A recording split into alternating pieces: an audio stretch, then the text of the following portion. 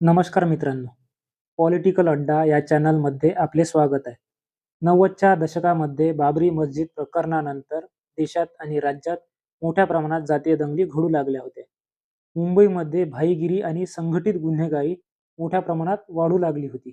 या टोळी युद्धातून खून झाल्याच्या घटना राजरोसपणे घडत होत्या. छोटा शकील, दाऊद, अरुण गवळी यांसारख्या गँग मोठ्या प्रमाणात अवैध गुन्ह्यांमध्ये सामील होत्या. या संघटित गुन्हेगारीला महाराष्ट्रातील जनता मोठ्या प्रमाणात त्रस्त झाली होती. सामान्य माणसाला रोज या गोष्टींचा सामना करावा लागत होता. या सर्व गोष्टीला वेळीच आवर घालणे गरजेचे होते. या संघटित गुन्हेगारीला जालीम उपाय शोधून काढला तो तत्कालीन गृहमंत्री गोपीनाथ मुंडे यांनी. त्यावेळी त्यांनी जी टोळी युद्धावर जी कारवाई केली त्यामुळेच आज मुंबईमध्ये गुन्हेगारीचे प्रमाण कमी आहे. गोपीनाथराव यांचा जन्म 12 डिसेंबर 1949ला परळी येथे झाला.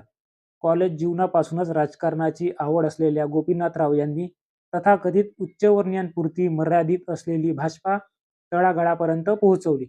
1980 साली रेणापूर मतदारसंघातून पहिल्यांदा निवडून आल्यावर 1985 मध्ये विधानसभा निवडणुकीला त्यांचा पराभव झाला. त्यानंतर कधीही त्यांचा निवडणुकीच्या आखाड्यात पराभव झाला नाही. ब्राह्मण चेहऱ्याच्या भाजपला बाहेर काळात तळागाळापर्यंत पोहोचवण्याचे काम मुंडे यांनी केले.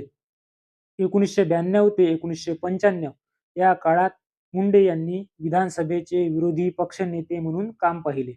1995च्या विधानसभा निवडणुकीमध्ये गोपीनाथ मुंडे यांनी शरद पवार यांच्याविरुद्ध दाऊद इब्राहिम याच्याशी संबंध असल्याचे आरोप केले आणि या आरोपावरून अख्ख्या महाराष्ट्रात रान पेटवले. त्याचा परिणाम म्हणून महाराष्ट्रात शिवसेना आणि भाजपा सरकार स्थापन झाले. त्यासाठी काही अपक्ष आमदारांची साथ त्यांना घ्यावी लागली. मनोहर जोशी महाराष्ट्राचे मुख्यमंत्री झाले आणि त्याच सरकारमध्ये गोपीनाथराव मुंडे उपमुख्यमंत्री झाले. उपमुख्यमंत्री पदासोबत राज्याचे गृहमंत्री पद सुद्धा त्यांनी भूषवले. मुंडे गृहमंत्री असताना मुंबईमध्ये टोळी युद्ध मोठ्या प्रमाणात घडत होते. काही भागात तर परिस्थिती अतिशय बिकट होती. याचा सर्वसामान्य लोकांना प्रचंड त्रास होत होता. गोपीनाथराव मुंडे यांनी काही निवडक अधिकाऱ्यांना सोबत घेत या विषयावर जालीम उपाय काढण्याचे ठरवले. या अधिकाऱ्यांमध्ये प्रदीप शर्मा, दया नायक, विजय साळसकर, प्रफुल्ल भोसले, रवींद्रनाथ आंग्रे, सचिन वाझे, व्हॅलेंटिन डिसूजा, राजू पिल्लई, शिवाजी कोडेकर, संजय कदम या अधिकाऱ्यांचा समावेश होता. गोपीनाथ मुंडे यांनी पोलिसांना आवश्यक असलेली सर्व मोकळीक दिली होती. त्यामुळे पोलिसांचे एन्काउंटर म्हणून असलेले काम अधिक प्रभावीपणे झाले. गोपीनाथ मुंडे गृहमंत्री असताना एका अंदाजानुसार 300 चकमकी झाल्याचे म्हटले जाते. या काळात संघटित गुन्हेगारीला आळा घालण्यासाठी पोलिसांनी केलेल्या चकमकींना मुंडेंनी समर्थन दिले. संघटित गुन्हेगारी रोखण्यासाठी त्यावेळी मकोका म्हणजेच महाराष्ट्र संघटित गुन्हेगारी प्रतिबंध कायदा 1999 साली लागू करण्यात आला.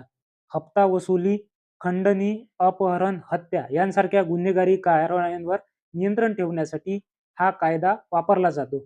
हा कायदा एकापेक्षा जास्त गुन्हेगारांविरुद्ध लागू होतो. तसेच गुन्हेगारांना आर्थिक किंवा इतर मदत करणाऱ्यांवरही लागू होतो. या कायद्याअंतर्गत अटक झालेल्या आरोपीला अटकपूर्व जामीन मिळत नाही आणि सहजासहजी अटक झाल्यानंतरही जामीन मिळत नाही. या कायद्यानुसार पोलिसांना आरोपपत्र दाखल करण्यासाठी 180 दिवसांची मदत मिळते. या संघटित गुन्हेगारांवर कारवाई करताना ह्युमन राईट कमिशनने हे फेक एन्काउंटर असल्याचे प्रश्नचिन्ह उपस्थित केले. प्रकरण कोर्टात गेले, पण गोपीनाथ मुंडे हे सक्षमपणे पोलिसांच्या पाठीशी उभे राहिले. पुढे 1999 मध्ये विधानसभा निवडणुका झाल्या आणि शिवसेना भाजप महायुतीचे सरकार पडले.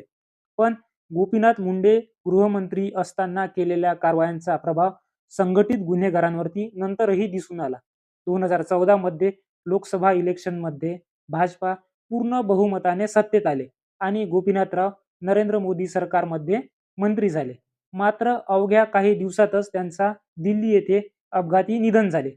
मात्र त्यांनी गृहमंत्री असताना केलेल्या कारवाईचा प्रभाव हा आजही मुंबईमध्ये दिसून येतो.